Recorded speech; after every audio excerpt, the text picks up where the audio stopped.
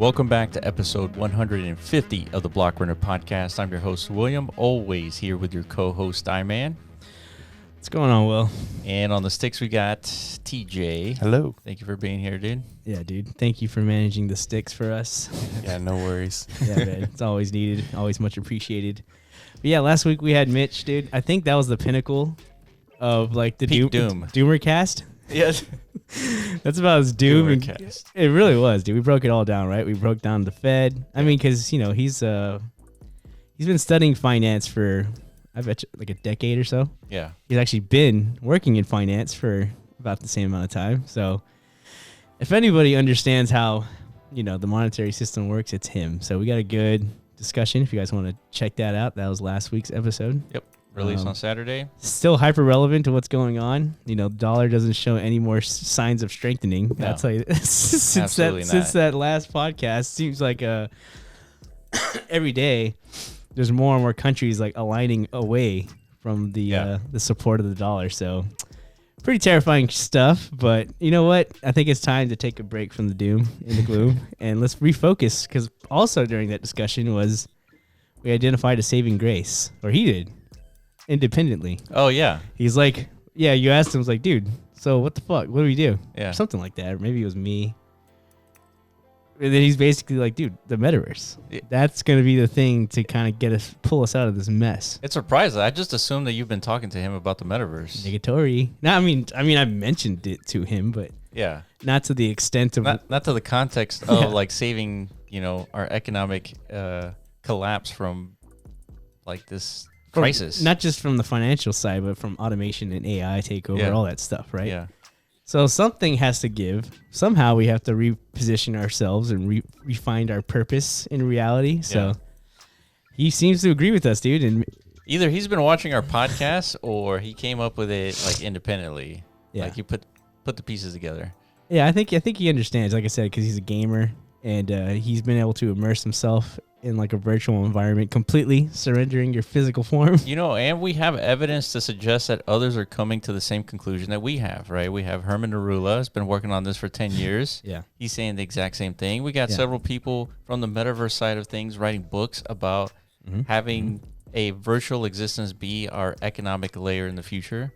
Yeah. That was like one of our big... We made a video maybe like 8-9 months ago or something like this is the most important podcast we've ever made because we kind of came to that conclusion ourselves. It's like, you know, you identified a quantifiable endpoint, right? Yeah. It's like 2050 something or some shit like that. Yeah, where 2050 but it assumed that there's a certain point where you can't kick the can down the road anymore, exactly. Which in theory, if you're the world's reserve currency, you could theoretically just keep it kicking.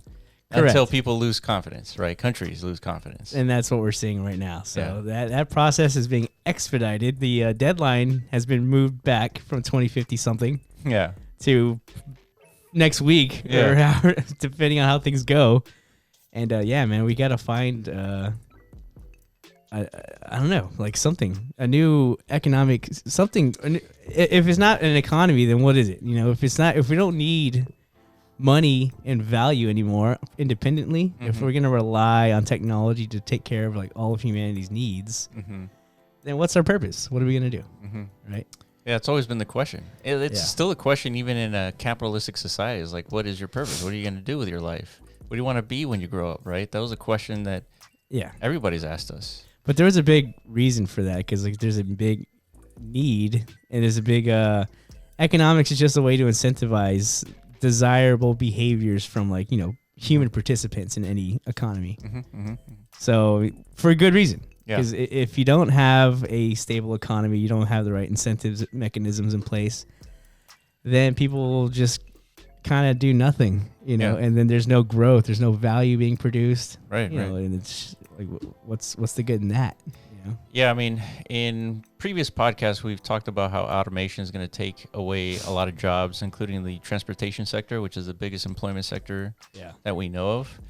And but I think the most surprising thing so far has been AI is going to take away a lot of jobs of where it requires some cognitive intelligence, like in creativity and creativity, yeah, a lot of stuff. But the other side is that AI might enable more jobs because now all of a sudden the people that required creativity, let's say you're a company, you need some creatives, you can just use AI to, make your product, right? Making your company a little bit more efficient.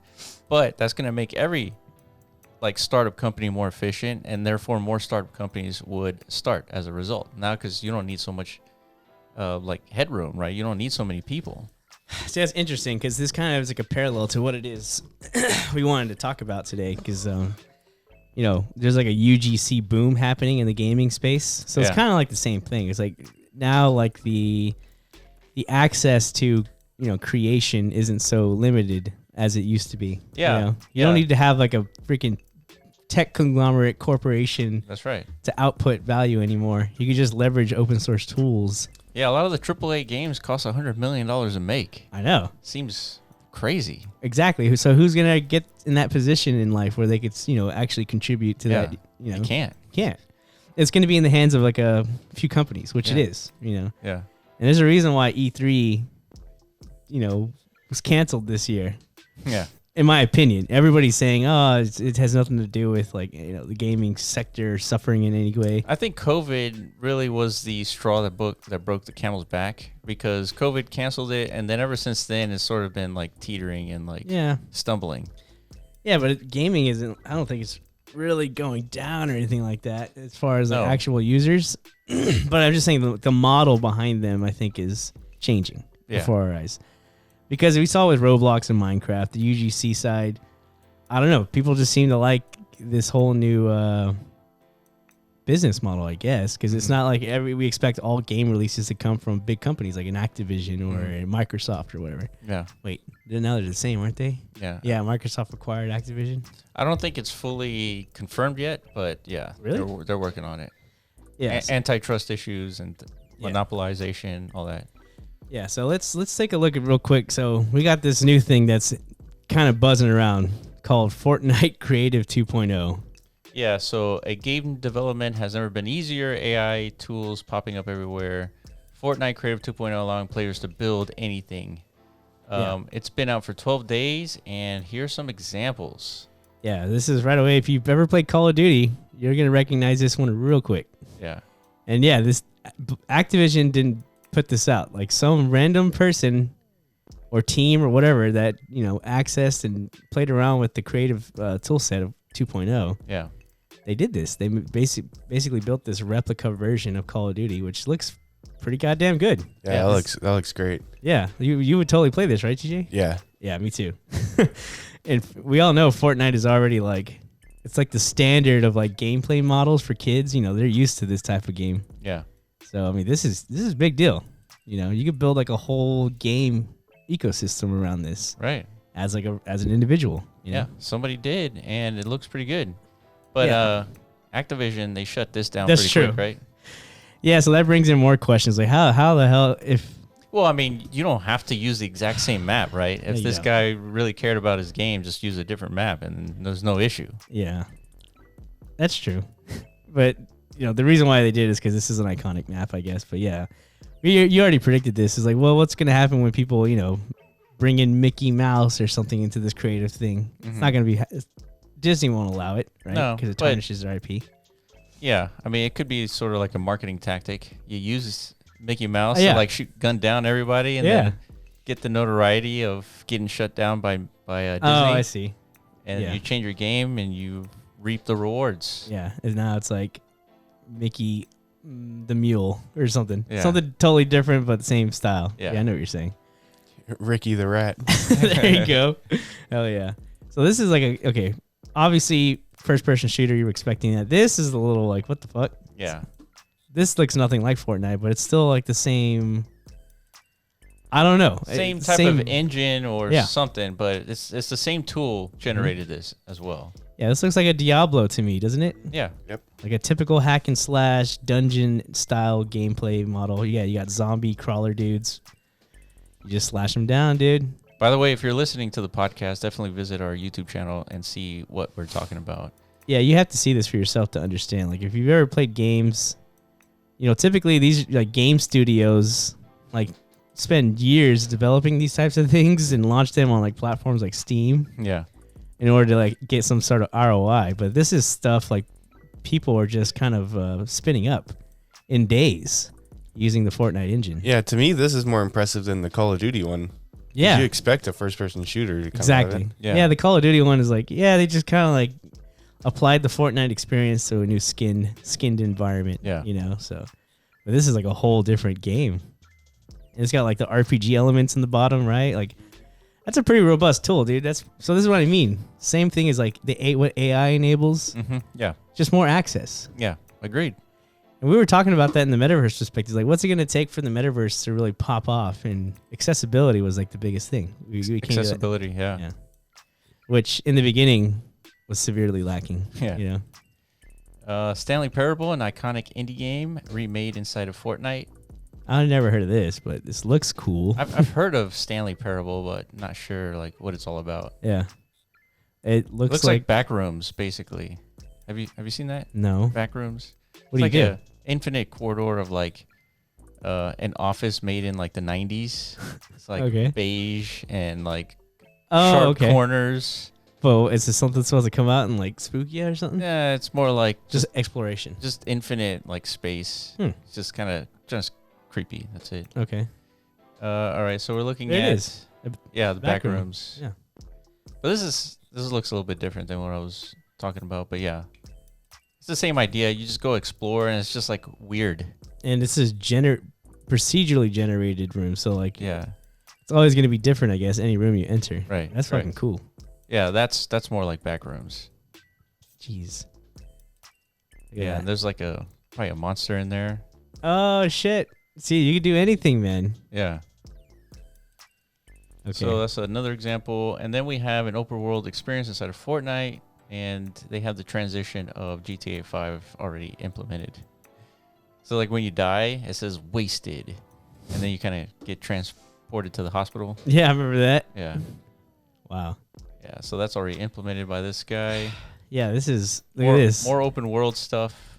Whoa. Woo-wee. Damn. That looks fun. Physics do not apply here, dude.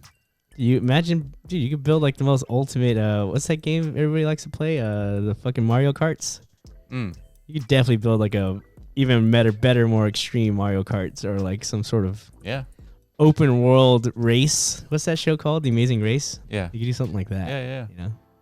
This is cool, dude. Pair that idea with Improbables tech, and you got thousands of people racing. Exactly. So we're going to talk about that too. There's been a lot of breakthroughs in the Metaverse as far as Improbable and Msquared. So yeah, we're going to get into that in a second. Look at this, a cinematic. Yeah, we got a cinematic going. It's pretty basic, right? But it's pretty good. What is this? Creating a Star story. Wars. Yeah.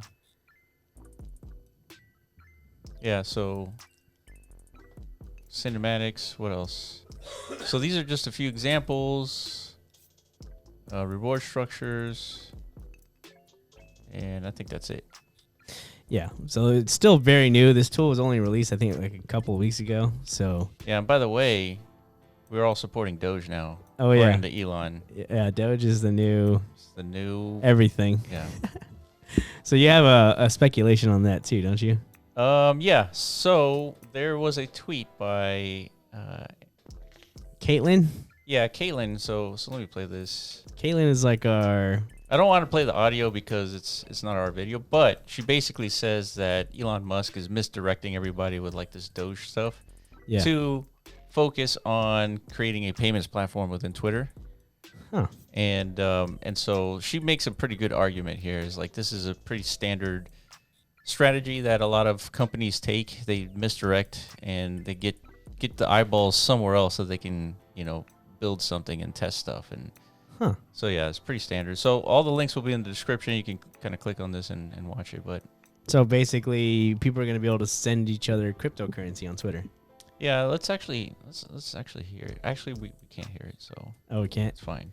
Well, I mean, so that's it, right? That's the gist of it. Yeah, that's the gist. Well, that's the theory, but we've heard rumbles of that for like a while. Like Yeah. I think even pre-Elon acquisition. It just makes so much sense. I mean, why can't we just send crypto to just your Twitter handle, right, which is connected to an ETH address or a Bitcoin address? Mm-hmm. And they create an abstraction layer, and then I just send you some ETH like you do on Venmo or something.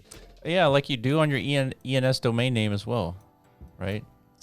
iman.eth, boom, send you some tokens. Okay, so which network you think they're going to leverage for this? Probably Polygon, right? Most likely. I would expect Polygon, yeah. Yeah, it seems to be Polygon's winning out a lot lately. Yeah. I mean, there's like we've been talking about layer 2, but Polygon has a network effect, and they're excellent as far as like onboarding users and partners and stuff. So I would expect some Polygon. Think about this transition though, because if in the 2000s, if you didn't start getting your social media accounts, you largely don't exist on the internet, right? Yeah. So pretty soon, if you don't have like some sort of metaverse connection, you largely won't exist in the future, right? In terms of like where the population is, right? Where the zeitgeist is. Metaverse or like just Web3, you mean? Well, Metaverse and Web3. I mean, it starts with Web3, right? You got to get your Web3 identity, and that's going to be ingrained and integrated into the Metaverse experience. So I think Web3 adoption definitely is like first. Yeah. And like something like this would be a ginormous step forward, right? Just like so basically, you would have to spin up like an ETH wallet in order to participate in this. Remember what happened in the Reddit app? Yeah. Yeah, just push a button. And like, would you guys see a future in which like Twitter would partnership with like Coinbase? I could. I don't see why not.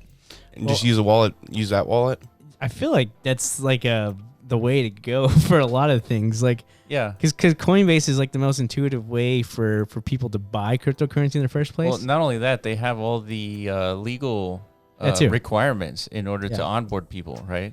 Yeah, that's what I mean. Like a more seamless integration from like the on ramp to straight to, all the different interoperable aspects of like transferring money between Coinbase to all the different networks and stuff like that, as opposed to, not having Coinbase as the first starting point and expecting people to like understand. Yeah, exactly. It's too confusing. Yeah. So I don't know if that's like something on Coinbase's end. Maybe they need to provide like an even better wallet interface. It's just an API. It's just an API to Coinbase. But basically, spin up your own wallet. You're basically spinning up a Coinbase account, and then you fund that. You type in your credit card on Twitter, which is you're really typing it in on Coinbase. Yeah. Or you're connecting your bank account. Yeah. And all of a sudden, you can start sending, assets to Twitter accounts. And you could see this replacing like Venmo or Cash App or something. Absolutely. Yeah. Yeah. So why wouldn't? Yeah, I totally agree. And I mean, I feel like, man, if I'm Elon and I'm thinking about like how do I, create more value in Twitter, it's this. It's like Web3, Metaverse. Like this is. Well, we know what he wants, right? He said it. He wants Twitter to be the town hall of what? Humanity? Town square, yeah. Town square. Yeah. So what does a town square represent, like traditionally? Dialogue, communication. It's like a part of like a society where people come to gather, share ideas, coordinate, potentially like spin out new government. Like, just basically what Twitter is. This is where ideas propagate from Twitter. Yeah. Right? So much of what becomes controversial or part of the zeitgeist originates from something like Twitter. Yeah. So how do you enhance that, you ask? Yeah. Web3, Metaverse? Well, for sure payments, right? Because now you're establishing like some sort of commerce layer within the town hall itself. Yeah. That's good. And of course Web3 and crypto's perfectly geared to support that. But the whole Metaverse thing, I don't think is widely understood yet. Like even from Elon's perspective, like why it's 3D? It's not when you're just thinking about it, but once you see it, it just makes sense. Of course, I agree with you, but what is it that's gonna make it make sense? Just you have to get in, right? You have to feel it. Yeah. You have to feel it. It's the same argument with virtual reality. You're never going to explain what it's like to be in a virtual space until you put on a headset. Agreed. Yeah, like we're gonna show you guys something here in a little bit. I guess we can show it now. It's like over the last week, Improbable and Msquared, the entities behind constructing the other side metaverse, which is Bored Apes, Yuga Labs, virtual world. They're rolling out like all their technology frameworks and infrastructure. You know, the premise behind Msquared is they want to build like a network of interconnected virtual worlds, right? Which in our minds is actually what the metaverse is. A metaverse is not like a singular virtual world. Correct. It's like a term that's being misused. Yeah, right? Correct. People say Decentraland is a metaverse, right? From our perspective, the metaverse is like it's part of the metaverse. Yeah, I like to call them virtual environments. Yeah. So let's go from the beginning. So Improbable spun up this company called Msquared. Yeah. Msquared raised $150 million. Tons of loot. And Improbable has probably raised like around $400 million altogether. Yeah, before like they were even like associated to Yuga Labs or whatever. Yeah. Like they had like a $400 million, raise, pathway. Yeah. Over like a decade. 10 years. 10 years. They were spent building this technology out and, trying to get it integrated into the gaming space. But I guess they probably had some difficulty with that. For sure. Because this has never been rolled out like in the game sphere. Yeah, we haven't seen games like this. So what they did, they innovated, they figured out something very difficult to do, and they achieved it. They have thousands of players on the screen all at the same time. So everything you're seeing here on screen is basically people in front of their computer accessing the same space, and you're hearing them talk, right? Yeah. They're all like, just yelling at each other, basically. And it's all proximity based, but they're all here. Yeah. Right. And so we've never seen a game like this or any other experience where there's thousands and thousands of people. Basically sounds like a Wall Street like trading floor. Yeah. That's what it sounds like, just chaos. Yeah. Right. So I'm going to scrub through this, and here they eventually get teams, and then red, blue, green, and yellow. And eventually they start playing a game. They go into this portal. Shit, man. Look at all these people, dude. Yeah. They look like bugs, basically. But yeah, these are all individual users, all concurrently sharing the same space. And so what does that look like to you, dude? Looks like a town square. Pretty much, yeah, with a lot less order. Yeah. A town square, because like they start to order and organize in another video that you're about to pull up. Yeah. That's a little bit more, I think, indicative of like what a social verse would look like. Yeah. Like a 3D immersive Twitter space. Right. Like, it's actually that. Yeah. It's not even like that is how it's going to be, how it should be. And you're going to see. But this here is more like just like a clusterfuck of chaos because they're all getting ready to wild out in like a game experience. Right. Totally different application of the metaverse. Yep. But nonetheless, it's going to be a staple, right? We're all not going to be in the metaverse just to chit chat all day. Right. I mean, a lot of people probably will, Yeah. Socialize, make friends, and build reputation. But a lot of people are going to want to have fun. Yes. And explore and do things you can't do in the real world. That's the whole point of building virtual worlds, right? It's to experience something you can't get here on Earth. That's right. That's right. This is the ultimate entertainment that can be provided to a human, in my opinion. Yeah. More than any movie. That's why I never understood why you watch so many freaking movies. Dude, you spent like the last 20 years wasting your time watching movies when you could have been gaming. Yeah. What a waste. You missed out on like so much badassness because you'd rather like sit there and be, a non-participant. Right. Yeah, and in the future, as a gamer, kids, playing these games in the metaverse or wherever, Web3 enabled, they're going to be gaining assets. That too. Yeah. So I was just speaking on the entertainment aspect of this, but there's a whole other layer that didn't even exist. That hasn't even been like showcased yet. Really, yeah. Because it's probably the most difficult thing to figure out is the economics of all this. That's right. Yeah. That's the hardest part. Mm-hmm. So going back to the screen here, we're watching Dahlia. She's going through the game, and the point of the game is very simple. Just collect these like yellow blobs. Yeah. And you're supposed to collect them and then return them back to a frog. So it's pretty straightforward. Nothing complex here. Yeah. But the point is that you're seeing multiple thousands of people concurrently. It was a peak of around 7,200 people, something like that, all on the screen. It's a massive environment. It's huge. Almost boundless. Like it will take you a long time to run to the very edge of this experience. Yeah, from edge to edge. Yeah, like everything you see in your field of view is traversable. It is. It's not like a skybox. Right. You could run over there and be present in that space, and then factor all that in with things like the shadows of these avatars, and the grass is rippling and stuff like that, and then the movements of the avatars themselves, and the fact that there's 10,000 of them out there, it's very impressive. You know? Yeah, and so they had 100 million operations per second calculated based on all this activity, and they've been testing at 1 billion operations per second. So they didn't even reach not even 10% of what they're capable of. Wow. But nonetheless, this is their technology. That's why we're bringing it up, because now when people see this and we talk about the metaverse, it's like, oh, I get it. Yeah. Right? It makes a little bit more sense, right? There's just, you jump into this virtual space, you do an activity as simple as listening to people talk to actually engaging in a game. Yeah. And then form an economy potentially out of this. Yeah, I think some people will get it after seeing this. Not everybody still. Yeah. Like, this is more like... This looks like a game, like a regular game. It's just thousands of people are playing it. Yeah, maybe this will get like the Western audiences who are like gamers. They all expect AAA amazingness, and at this point, they're spoiled. Right? Yeah. This might get them to like turn their heads a bit like, oh, this is what the metaverse is about? Oh, okay, yeah, I'll give it a shot. Yeah. But yeah, the other thing that you're going to show, the more social side. Yes. I think that's going to capture even more people, in my opinion. Yeah. So more people in society are non-gamer than maybe in the future that'll change. I don't know. Right. But most people just want to like,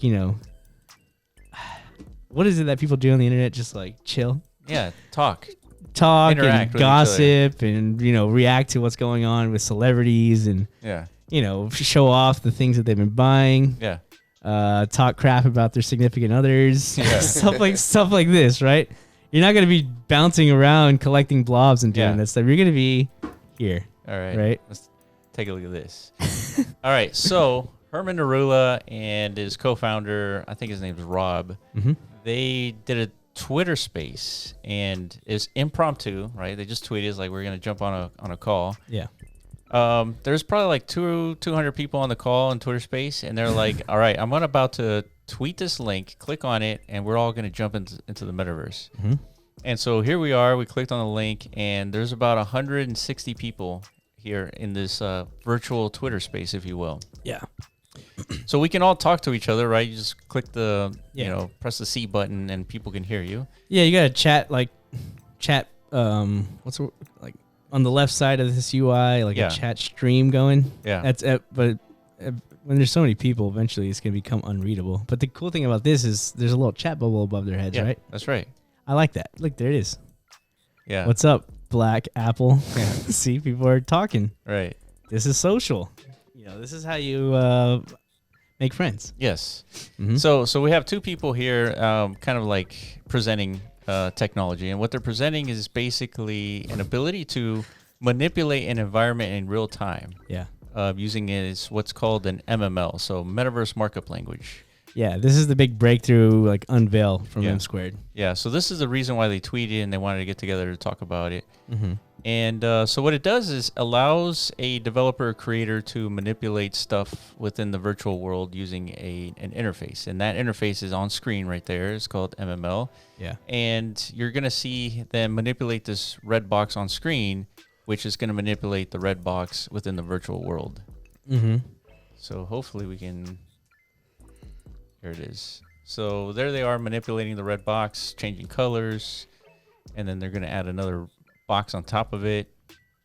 They're just duplicating the box, pushing everybody out, and all of this is being manipulated in real time. So this is very impressive. Yeah. And then they're going to add more 3D models like a rubber duck, trees, and then they're going to connect this virtual world with DALL-E so you could generate images like on screen, and then connect it to ChatGPT and ask ChatGPT to start dropping in 3D models, and it does that. Okay. So there's a lot of effort here put into this, but what I like about this is that this is a much better experience than just listening to people on Twitter Spaces. Oh yeah, absolutely. I mean, we know that personally from being in Decentraland for so long. We've had those experiences where we know what's going on the web as far as like how you can witness events, like the SpaceX launch that happened a few years back. Right. We know what was going on Twitch. People were in the room watching a stream, 2D. You didn't know what anybody looked like. There's just names and like emojis being spammed everywhere. That's that experience. You got a YouTube stream, a weaker version of even that. Yeah. And then we were all in Decentraland witnessing the same launch. We had a screen just like that. Yeah. So we get to witness the same thing as far as like what's on display. Yeah, what's live. Yeah, we're not missing. You're not missing anything, right? You got YouTube in your face, anyways. Yeah. But what you don't have in Twitch and YouTube and all the other Web 2 platforms is all this. The shared intimacy of shared space. Yes. Yes. Being present with people, like not just on like a 2D panel or just these obscure names that have some semblance of identity to them. Right. You know, like user bios. Yeah. Profile pics, stuff like that. But this is just so much more enhanced, you know. Maybe not this, because all these guys got blank faces and shit, but these are like standard avatars. Yeah, you know? This is the beginning. Yeah, imagine the future where this is matured. Everybody has their unique avatar that they worked hard for, paid a lot of money for, whatever. Yeah. But it represents them, and they could talk to one another in like a, spatial audio sense. It's just, it's something you can't even, I'm trying my best to kind of describe like how much better it is. Yeah. But you won't know until you're in there experiencing yourself. Yeah, and we're listening to Herman and Rob talk about what they're building, and it was clear. There's no glitches, no lag, nothing. Right. Yeah. So this was a really great experience for a Twitter space. Absolutely.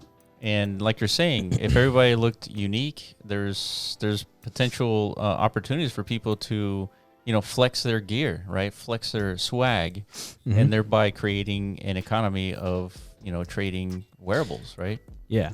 Yeah. So what we're looking at here is a much more accurate town hall representation, like you're saying. Yeah. Only thing that's missing is the, I guess the trade element you're talking about, where you could just, I don't know, figure out a way how to directly trade with all these people. If you want. Yeah. Or like to quickly spawn to one another, something like that. If you have a friends list, just be like, teleport me to my friend. Because these are going to be ginormous worlds. Like, just look around. This is the only thing you could do on this space. Like, it's huge. You're going to see like some forest out here. Yeah. Where everyone's going to start running. Yeah. Yeah. So they've connected a lot of the technologies that are very popular, like AI and stuff. But yeah, this. But the most important thing is. Okay, yeah, let's talk about that. Like, why is this important, relevant to us? Because we've known Msquared has been on the horizon for a year, but they haven't released anything. Herman's been pretty hush mouth about everything. Yep. Strategically, I bet he's wanted to release all this information all along, but he never did. Yeah. But we were wondering amongst ourselves, like, dude, are they going to do it the right way or not? Yeah. Are they going to like? Because everyone else is building metaverse stuff. Like they're not doing it the right way. Correct. Only one who is Decentraland to this point. But from what we've seen, they are doing the right thing. They're attacking the infrastructure problem to the metaverse. That's right. By providing MML standards, which means if you build under this protocol, all the content that is leveraging that same MML underlying, I guess, what do you want to call it? Foundation. It's applicable to any virtual environment that supports it. So correct. That's a big problem. That's a big dilemma that's been, difficult to solve. Yeah, because if you think about it, it would be like thinking about building the internet and assuming that there's only going to be a single website that people go to. Exactly. And that's wrong, right? Yeah. You want people to build millions of websites. Yeah. So in the future, there's going to be potentially millions of virtual spaces. And each virtual space will have different unique capabilities, right? Like websites have unique capabilities, right? Yeah. Not every website does YouTube. Yeah. Right? Yeah. So in these virtual spaces, you're going to have your own experience. However, every website has a foundation with HTML, right? They have different front end languages, right? JavaScript and React, for example. Yeah. But the underlying tech of a website still follows the same protocols: HTTPS, TCP/IP, right? All of those protocols every website uses. Yeah. So yeah, we're gonna have maybe an MML be part of the Metaverse protocol. I think for sure at this point, because there's nothing else that we've seen on the horizon as far as what's going to provide a standard, right, for an actual, like, basically what their one-liner is, like an interconnected network of virtual worlds to exist, right? So that's going to probably be quickly adopted. I'm pretty sure like a lot of the industry, builders, contributors are going to pick up on this and quickly like try and jump in. Yeah. And, find their place within this network, just like what happened when Ethereum emerged, right? There's a standard, that's true, a protocol for tokenization and, building, programmable smart contracts. Yeah. There's a rush. All of a sudden you have thousands of cryptocurrencies. Yeah. Thousands of cryptocurrencies. All of a sudden you got protocols and services emerging that people weren't even aware that could be built and stuff like that. Yeah. Yeah. You have billions of dollars worth of companies as a result. Yeah. Exactly. So this is a big deal. I think I'm not sure why it's not being talked about more. Probably because we have the wrong guy here. Probably because they just don't know. Yeah. It's that guy. Yeah. The little party hat guy. I just think a lot of people don't know what are the core problems to the metaverse, Right. We have a unique perspective because, we live, breathe, and eat in that motherfucker, dude. Yeah. Like we literally every single day. Yeah. So we've been waiting for something like this to hit. And we ourselves... We identified it. We've identified this as a problem. We were building something similar. Something similar, yeah. Yeah. So we're still... I don't think this solves all the problems. Like, this is just like a first step. There's going to be many, many, many more infrastructure pieces that are left to be built and constructed and identified to... none of this addresses anything to do with, like, the economics of the metaverse. No, which is far more complex than just getting a bunch of 3D models... Exactly. ...in the space. Yeah, so like getting 3D models in the space, getting developers to, I guess, find like a good foundation to start building on is step one. Mm-hmm. And then figuring out how to facilitate value flows throughout this whole now booming network in a sustainable manner, to where that incentivizes actual human contribution, not just developer contribution. Like that's the next phase, right? Yeah, I totally agree. Yeah, that's when you're going to have millions of people in here. Yeah, because let's talk about that a little bit. So imagine this grass, right? This land here. Mm-hmm. Imagine that's an NFT that's owned by somebody.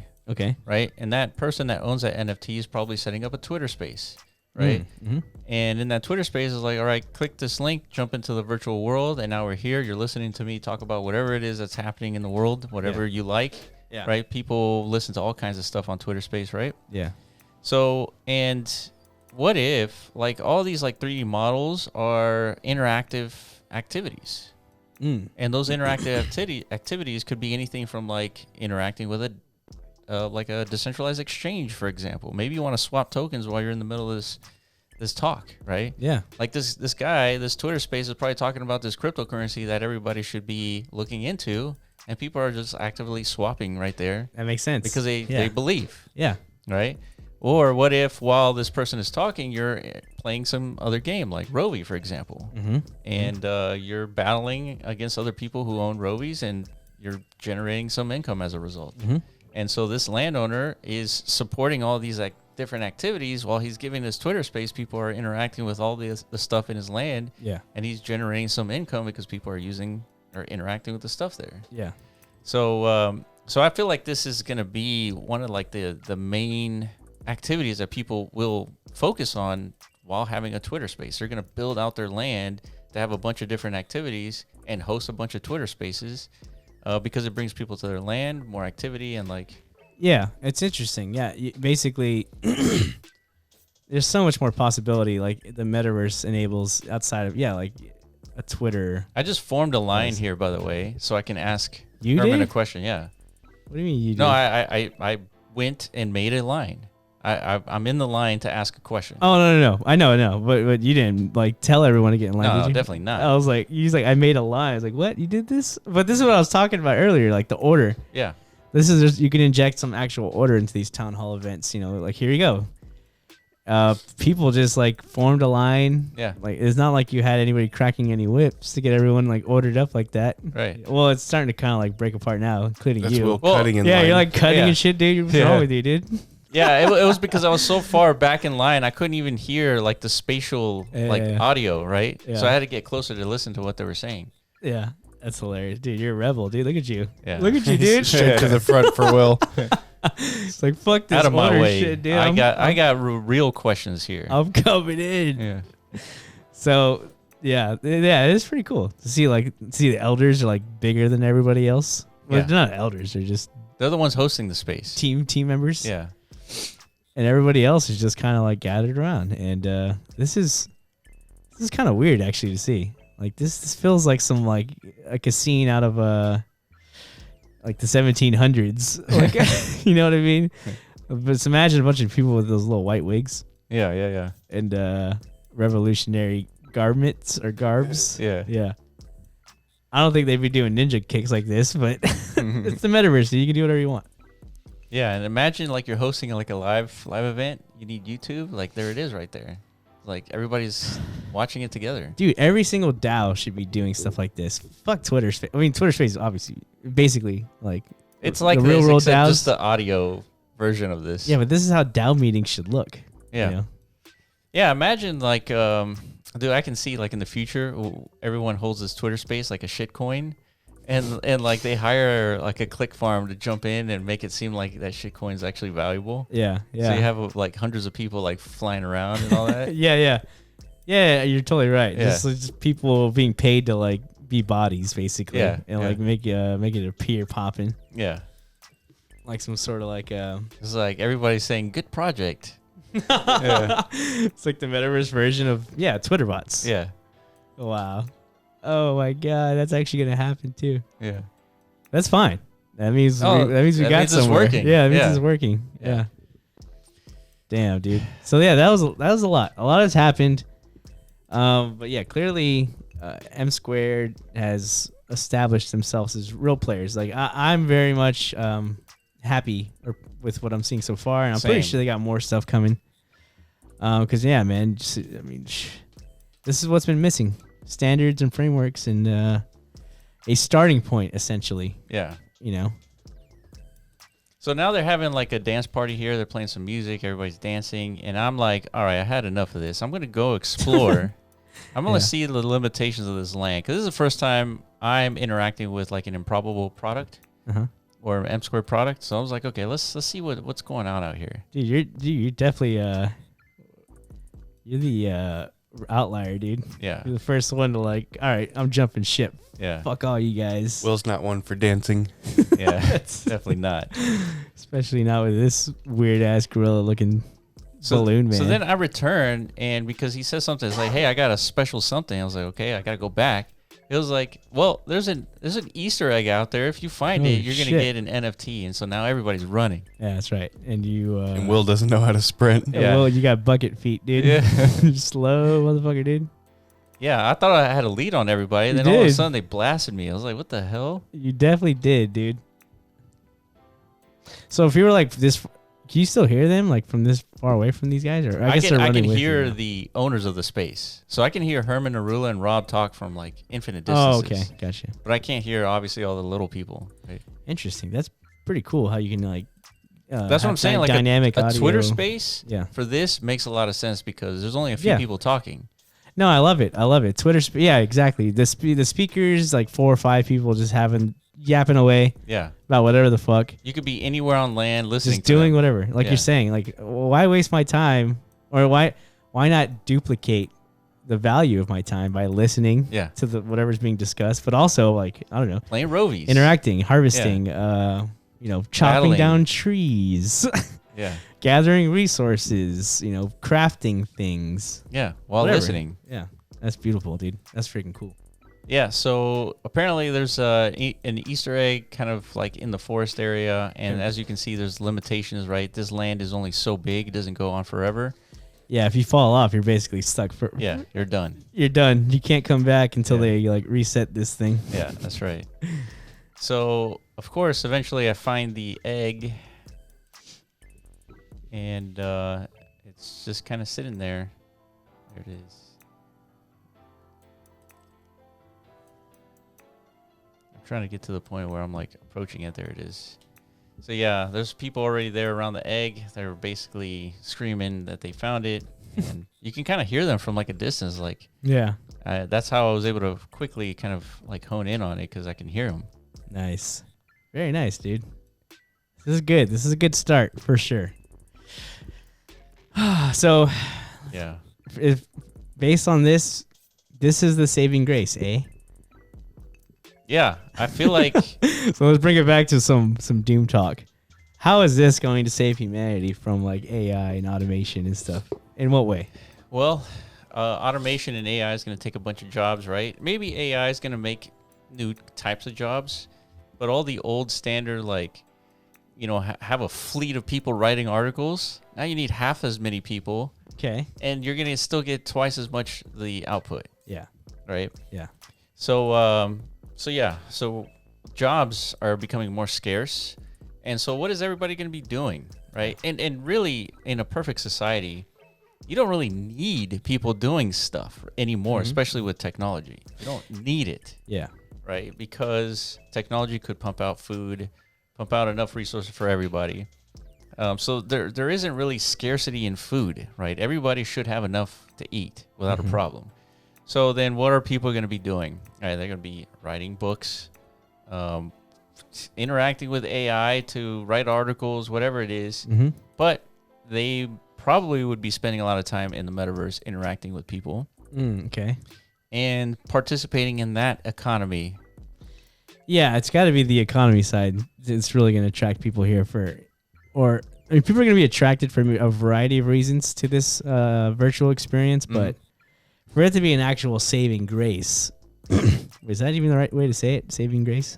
Hail Mary? Just like a savior or like an escape vertical, I guess. Yeah. For a scenario, it's going to be really difficult to paint out exactly what it's going to be, because obviously there's going to be a transition period from where we are now to a fully matured, like type 1 civilization or whatever, where everything's fully automated and there's like robotics that are fully worked out to where even human labor isn't like the most in demand. Yeah. Like there's mechanical perfection to where like any task can be, as long as it has AI integrated within it, it can perform any task any human can. So in that reality, whether that's 50 years away, 100 years away, we know it's coming no matter what. It's just a matter of when, and can humanity stay alive long enough and not destroy ourselves to get to that point. Right. Right. Yeah, just like whenever you first access the internet, right, there are different motivations that enable the person to access the internet in the first place. I remember when I was a kid, I'd play Nintendo 64. I remember playing this game called Turok. Do you remember Turok? Not really. This is a game where you kill dinosaurs. Okay, yes. Yeah. I do remember that one. And I remember reading an article, some game article in a magazine that you could cheat in a game. I was like, what the? Yeah. It's like, this is, and they were explaining why these cheat mechanics even exist, because it allows game developers to test out a game. Okay. And so to explain that, it had God mode. I was like, dude, that's cool. And it's like, all you got to do is enter this code, and then all of a sudden you have like God mode on. And so that motivated me to go onto the internet for the first time as a kid to figure out the cheat codes for my games. Okay.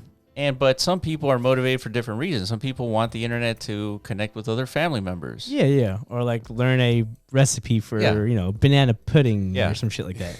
And the same reason, some people are going to be motivated to jump into the metaverse for various reasons. Maybe you have a family reunion in the metaverse. Like, why couldn't you do that?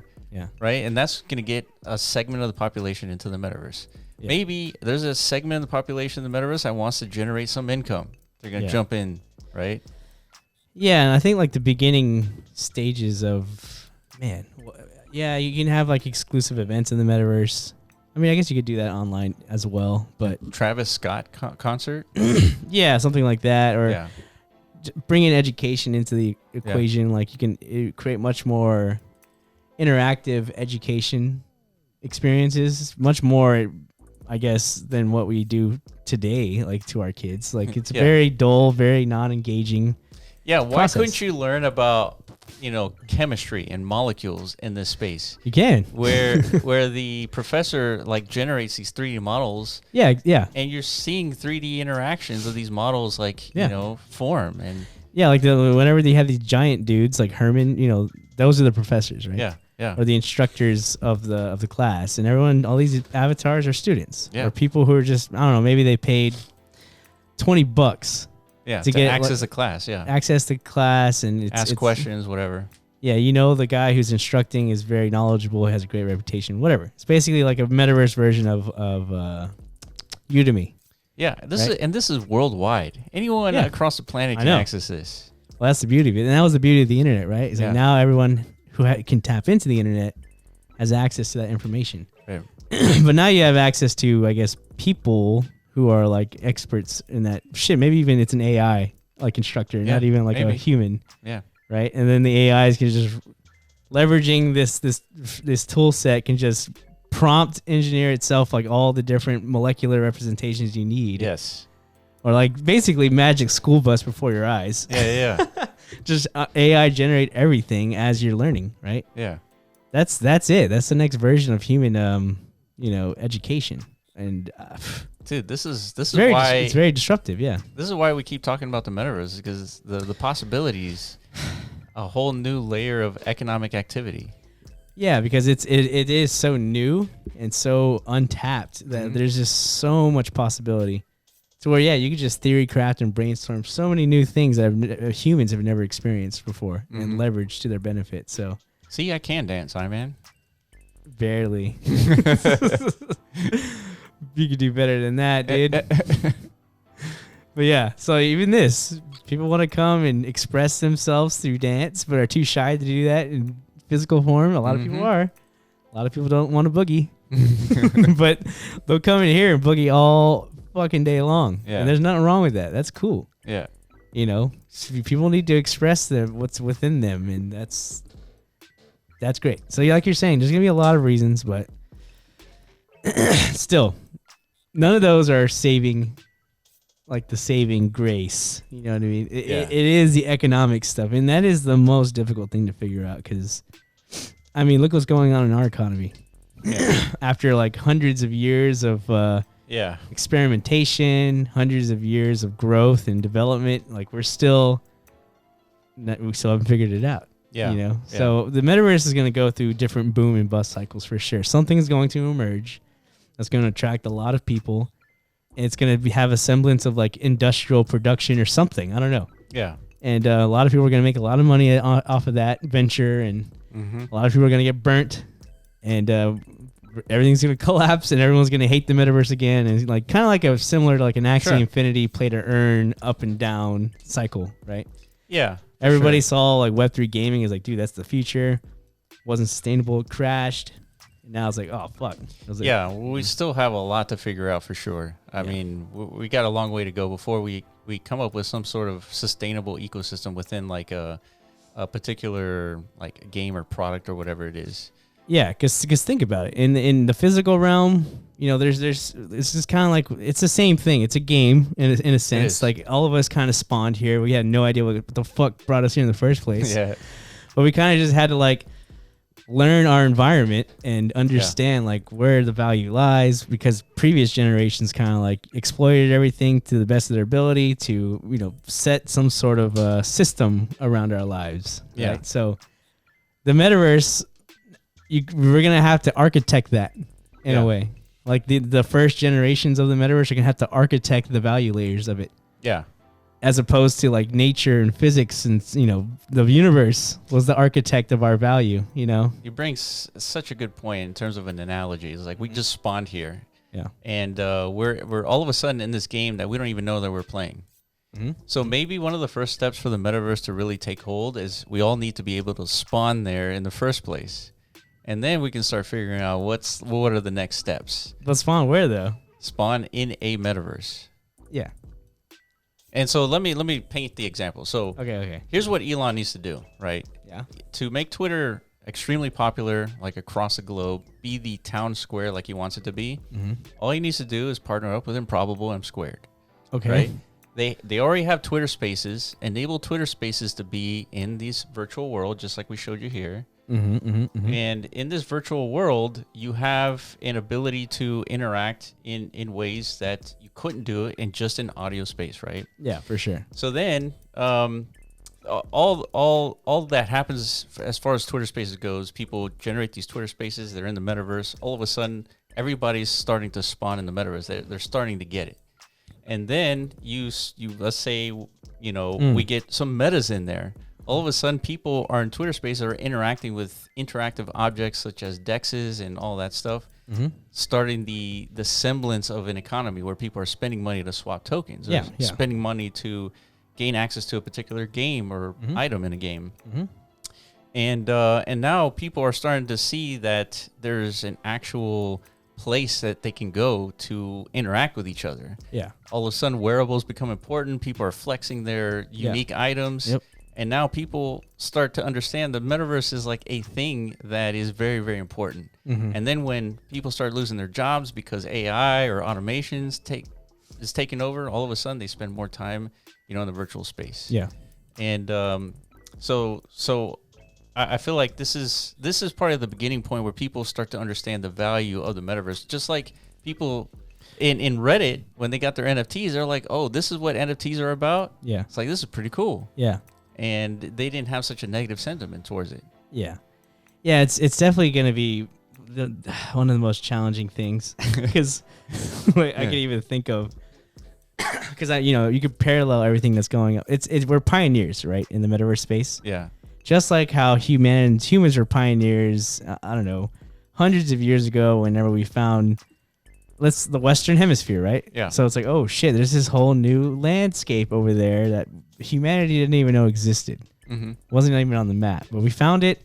So how are we going to go there and explore it and, find value? What is it that, value that I guess we can, export back to where we came from, something. So like, give us a reason to come here, set up shop, build towns, all that stuff, right? Yeah.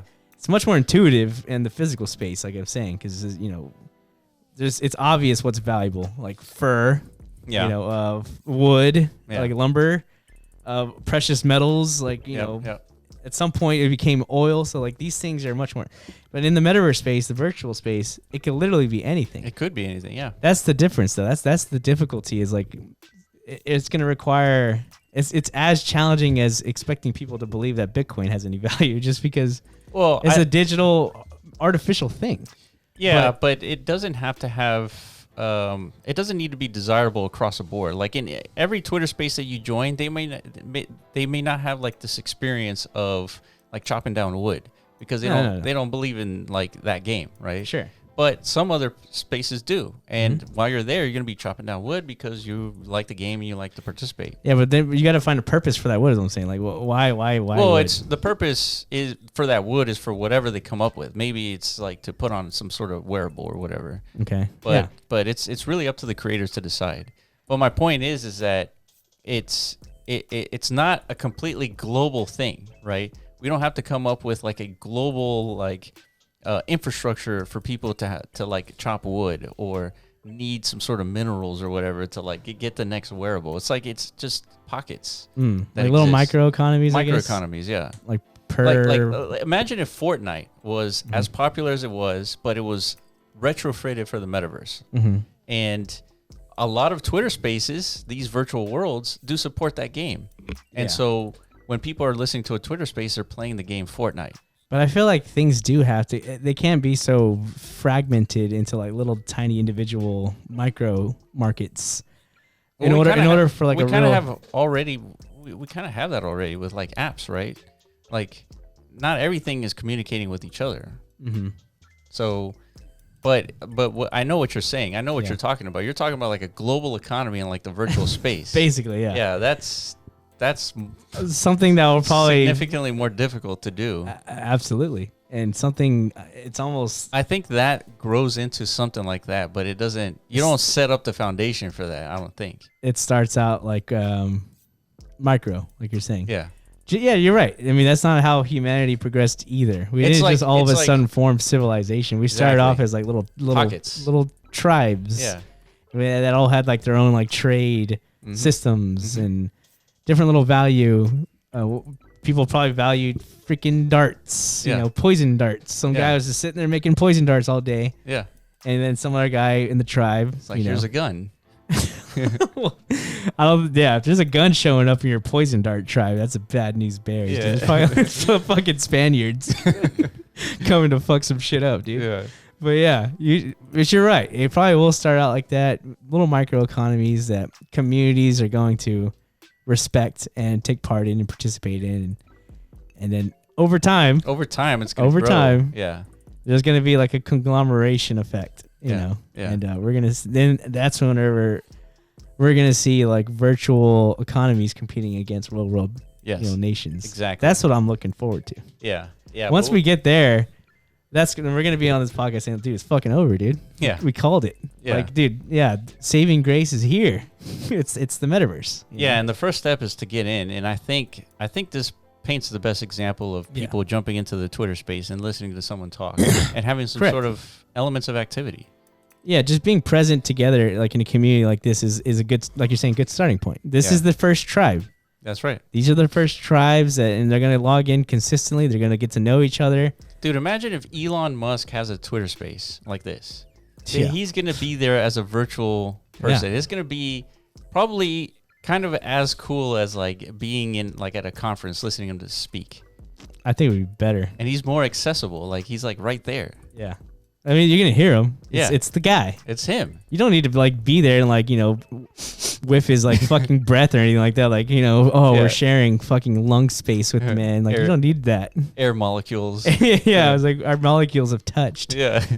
You know what I mean? I mean, if you're like obsessed with it, man, maybe you'd want that. But nonetheless, this is the next best thing. It's the closest thing. And in some cases might be even superior. So, yeah, the metaverse, dude. Finally, we got through a podcast without too much doom. Holy shit. Yeah. It's been hard these days. Yeah. All right. Well, that's been the podcast. All the links will be in the description on our YouTube channel. Mm-hmm. And if you've been listening, definitely watch our YouTube channel because there's a lot of visual stuff here. A lot. Yeah. And if you have any questions about what we talked about, do you guys agree whether or not the metaverse is going to be our saving grace for humanity? Just sorry. Yeah. Speaking, let me interject. Like, at what point do you think we're going to have like a metaverse podcast? You know what I mean?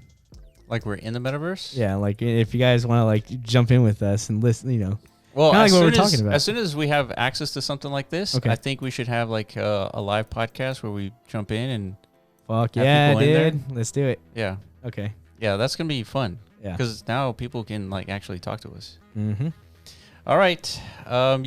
Let us know if you have any questions. Follow us on Twitter at The Block Runner, at MetaZone.io, and at RoviAI, and we will catch you on the next podcast. Peace.